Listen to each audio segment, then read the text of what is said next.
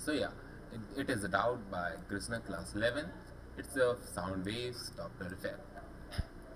A source S of sound has frequency 240 Hz, and the observer and the source move towards each other at a speed v with respect to the ground, as shown in case 1 in the figure. The observer measures the frequency of the sound to be 288 Hz. However, when the observer and the source move away from each other at the same speed v with respect to the ground, as shown in case 2 in the figure, the observer measures the frequency of sound to be n Hz. The value of n is so the frequency is equals to f naught times c plus minus v of observer divided by c plus minus v of sound.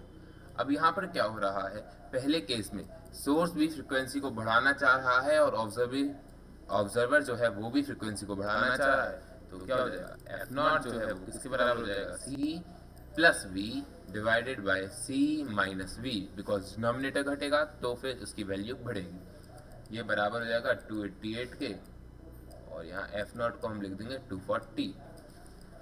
And दूसरे case में जो हमारी frequency आएगी वो बराबर हो जाएगी F not times, source भी घटाएगा फ्रिक्वेंसी को और ऑब्जर्वर भी घटाएगा फ्रिक्वेंसी को, तो दोनों के लिए एक्सप्रेशन उल्टा हो जाएगा। इसकी वैल्यू इधर से कैलकुलेट करेंगे तो ये हमें मिल जाएगी 240 बाय 288, एंड जो एफ नॉट की वैल्यू है वो है 240।